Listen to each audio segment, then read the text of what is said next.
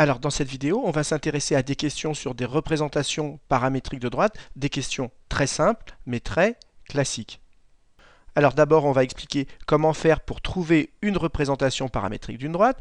Ensuite, on va expliquer comment, à l'aide de cette représentation, on peut savoir si un point appartient ou pas à une droite. Ensuite, on va expliquer comment savoir si on a deux représentations paramétriques pour savoir si ces deux représentations correspondent ou pas à la même droite. Et enfin, on expliquera comment trouver une représentation paramétrique d'une droite parallèle à une autre. Alors, je voudrais commencer par rappeler brièvement ce qu'il faut savoir. Alors, la première chose à savoir, c'est qu'une droite, c'est défini par deux choses, un point et un vecteur directeur. La deuxième chose à savoir, c'est que dire qu'un point M de coordonnées x, y, z appartient à la droite passant par A et de vecteur directeur U, eh bien ça signifie que les coordonnées du point M, x, y, z, vérifient ce système où ici x, y, a, z, a, ce sont les coordonnées du point A et ABC, ce sont les coordonnées du vecteur U. Et T ici, c'est ce qu'on appelle le paramètre. Et c'est pour ça que ce système, il s'appelle une représentation paramétrique de cette droite passant par A et de vecteur directeur U. Alors maintenant qu'on a rappelé ce qu'il fallait savoir pour traiter cet exercice, appuyez sur pause, cherchez cet exercice, puis seulement après, regardez la correction. Alors corrigeons la première question, on nous demande de déterminer une représentation paramétrique de la droite AB. Alors pour cela, on a besoin de deux choses. D'abord, on a besoin d'un point. Eh bien, un point de la droite AB, on va tout simplement prendre le point A, et on a besoin d'un vecteur directeur. Et bien par définition, vous savez que la droite AB, elle admet comme vecteur directeur le vecteur AB. Donc un point, ce sera le point A, et comme vecteur directeur, on prendra tout simplement le vecteur AB. Alors pour avoir le système, maintenant il nous faut remplacer les coordonnées de A ici, et les coordonnées du vecteur AB ici. Donc maintenant on va chercher les coordonnées du vecteur AB, et ça c'est très simple, on fait coordonnées de B qui sont ici, moins coordonnées de A. Et donc si on fait coordonnées de B moins coordonnées de A, ça fait moins 1, ça fait moins 2, 3 moins moins 1, ça fait 4, et 2 moins 4, ça fait moins 2. Voilà les coordonnées du vecteur AB. Et maintenant, pour trouver une représentation paramétrique, il n'y a plus qu'à remplacer les coordonnées de A ici, et les coordonnées du vecteur AB ici. Et donc j'écris sur ma copie que la droite AB, elle passe par le point A, et qu'elle a pour vecteur directeur le vecteur AB dont j'ai calculé les coordonnées ici. Et donc cette droite, elle a pour représentation paramétrique ce système. J'ai juste remplacé les coordonnées de A ici et les coordonnées du vecteur directeur AB ici. Voilà qui termine la première question. Avant de continuer, j'insiste, ici vous n'oubliez pas de rajouter où T appartient à R, parce que le paramètre ici, c'est un nombre quelconque appartenant à R. Alors corrigeons la deuxième question. On nous demande si ce point C appartient à la droite AB. Alors je rappelle la méthode, quand on a une représentation paramétrique d'une droite et qu'on veut savoir si ce point appartient ou pas à cette droite, eh bien on remplace les coordonnées de ce point dans la représentation paramétrique qu'on a. Et si le système est vérifié, c'est-à-dire si on trouve les mêmes valeurs de t dans les trois équations, alors le point appartient à la droite. Et sinon, c'est-à-dire si le système n'est pas vérifié, c'est-à-dire si on ne trouve pas les mêmes valeurs de t dans les trois équations, eh bien alors le point n'appartient pas à la droite. C'est exactement ce qu'on va faire maintenant.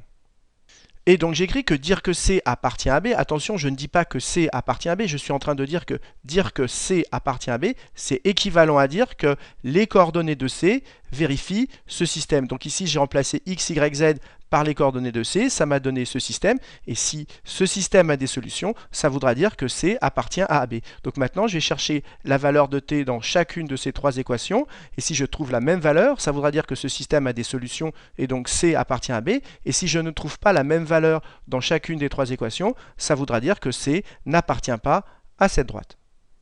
Alors la première équation, ça nous donne 2t égale moins 4. La deuxième, ça nous donne 4t égale 9. Et enfin, celle-là, ça nous donne 2t égale moins 5. Alors la première équation, ça nous donne t égale moins 2. La deuxième, ça donne t égale 9 quarts. Et la troisième, ça donne t égale moins 5 demi. Et vous voyez qu'on n'obtient pas la même valeur de t. Il suffit qu'une seule des valeurs soit différente pour que le système n'a pas de solution. Donc ce système n'a pas de solution. Et donc ça veut dire tout simplement que C n'appartient pas à la droite AB. C'est ce que j'ai écrit ici. Alors, corrigeons la troisième question. On nous demande si la droite AB admet pour représentation paramétrique ce système. Alors, ce système, il est exactement du type de celui-ci. Donc déjà, il correspond bien à une droite. Le problème, c'est de savoir s'il correspond à la droite AB ou pas. Alors, pour le savoir, il y a plusieurs façons de faire. Alors, ce que je vous propose, c'est que ce système, on sait qu'il correspond à une droite. Donc déjà, on va regarder si le point A appartient à cette droite tout simplement en remplaçant ses coordonnées. Si le système est vérifié, ça veut dire que le point A appartient bien à cette droite. Et si le système n'est pas vérifié, ça veut dire que le point A n'appartient pas à cette droite. Et donc, cette droite ne peut pas être la droite AB. Ensuite, on refait pareil avec le point B. Si le point B appartient à la droite, ça veut dire que comme A et B appartiennent tous les deux à sa droite, en fait, cette droite, c'est la droite AB. Et si B n'appartient pas à cette droite, ça veut dire que cette droite ne correspond pas à la droite AB. C'est exactement ce qu'on va faire maintenant. Et donc, j'écris « Résolvons ce système ». Et ce système, c'est quoi? C'est tout simplement celui-ci, dans lequel j'ai remplacé X, Y et Z par les coordonnées de A, et j'ai obtenu ce système, que je vais résoudre maintenant. Alors la première équation, ça me donne 4t égale 4. Là, ça me donne 8t égale 8. Et ici, ça me donne 4t égale 4, c'est-à-dire t égale 1. Et donc cette première équation, elle me donne t égale 1. Celle-là, elle me donne également t égale 1. Et ici, j'ai t égale 1. Donc en fait, j'ai 3 fois la même équation. Donc ce système, il est équivalent à une seule équation, t égale 1. Et donc, il a des solutions. Et comme ce système, c'est le système ici où j'ai remplacé les coordonnées de A, il a une solution. Ça veut dire tout simplement que A appartient à cette droite. Maintenant, je vais regarder si B appartient également à cette droite en remplaçant ces coordonnées dans ce système. Et donc, j'écris « Résolvons ce système ». Je répète, j'ai juste remplacé x, y, z par les coordonnées de B. Et maintenant, je vais chercher les valeurs de t dans chacune de ces 3 équations. Et donc, la première équation, ça me donne 4t égale 2. Ici, ça me donne 8t égale 4. Et celle-là, ça me donne t égale 2 quarts, c'est-à-dire 1 demi. Et là encore, vous voyez qu'ici, on obtient dans la première équation t égale 2 quarts, c'est-à-dire 1 demi. Ici, pareil, 8t égale 4, ça fait t égale 1 demi. Et là, t égale 1 demi. Donc, dans les 3 équations, on obtient t égale 1 demi. Donc, ce système, il est équivalent à une seule équation, t égale 1 demi. Et donc, il a une solution. Et donc, j'écris sur ma copie que les coordonnées de AB vérifient bien ce système. Et donc, ça veut dire, comme A et B appartiennent à cette droite, ça veut dire que ce système, c'est aussi une représentation paramétrique de la droite AB. Donc, j'écris donc ce système est bien une représentation paramétrique de la droite AB. Et ce que vous devez retenir, c'est qu'ici, on a deux représentations paramétriques de la droite AB. La première représentation qu'on a trouvée dans la première question et celle-ci qu'on nous donne dans la troisième question. Il faut donc bien comprendre qu'une droite n'a pas une seule représentation paramétrique, mais on a une infinité. Il suffit ici de changer, par exemple, les coordonnées du point A, prendre un autre point qui est sur la droite AB. Ou ici, au lieu de prendre le vecteur U, vous prenez un vecteur qui est collinéaire à U, par exemple 2U. Et donc, vous obtenez une autre représentation paramétrique de la droite. Donc retenez bien, une droite n'a pas qu'une seule représentation paramétrique. Et n'oubliez pas la technique qu'on vient d'utiliser pour savoir si une représentation paramétrique de droite correspond bien à la droite AB. Comment faire? Vous remplacez tout simplement les coordonnées de A et B dans le système. Et si le système a des solutions pour les coordonnées de A et pour les coordonnées de B, ça veut dire que ce système correspond bien, c'est bien une représentation paramétrique de la droite AB. N'oubliez pas, cette technique, elle est très simple, mais très importante. Alors, corrigeons la quatrième question. On nous demande de déterminer une représentation paramétrique de la droite delta qui passe par C et qui est parallèle à la droite AB. Alors, comme d'habitude, pour trouver une représentation paramétrique de droite, il nous faut un point et un vecteur directeur de la droite. Donc la droite delta, il nous faut un point, comme elle passe par le point C, c'est C, et il nous faut un vecteur directeur de la droite delta. Mais comme delta est parallèle à AB, le vecteur AB, il est vecteur directeur de la droite AB, donc il est aussi vecteur directeur de la droite delta, puisque les deux droites sont parallèles.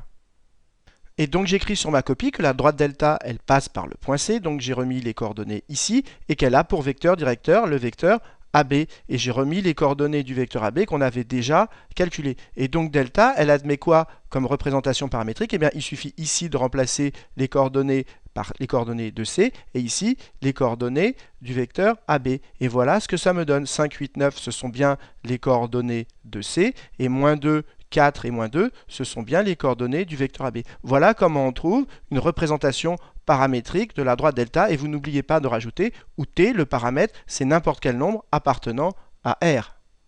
Voilà, cet exercice est maintenant terminé. Alors, il nous a permis de savoir déterminer une représentation paramétrique d'une droite. Je rappelle comment on fait. Premièrement, on cherche un point de la droite et ses coordonnées. Et deuxièmement, on cherche un vecteur directeur de cette droite avec ses coordonnées. Et ensuite, il n'y a plus qu'à remplacer dans ce système. Ensuite, on a appris à savoir si un point appartient à une droite ou pas. Eh bien, il suffit de remplacer les coordonnées de ce point dans la représentation paramétrique de la droite. Et si le système a des solutions, le point appartient à la droite. Et si le système n'a pas de solution, le point n'appartient pas à la droite. Enfin, cet exercice permet de comprendre qu'une droite peut avoir plusieurs représentations paramétriques. C'était l'objet de la question 3. Et enfin, de savoir comment trouver une représentation paramétrique d'une droite parallèle à une autre. Alors il faut absolument que vous maîtrisiez parfaitement ces techniques, donc si vous avez eu du mal, refaites cet exercice, mais cette fois-ci sans regarder la solution pour être sûr de parfaitement le maîtriser. Alors dans la prochaine vidéo, on traitera une question extrêmement importante, c'est que quand on nous donne deux droites avec leur représentation paramétrique, il faut savoir étudier leur position relative, c'est-à-dire dire si elles sont parallèles, séquentes ou non coplanaires. Voilà ce qu'on fera dans la prochaine vidéo.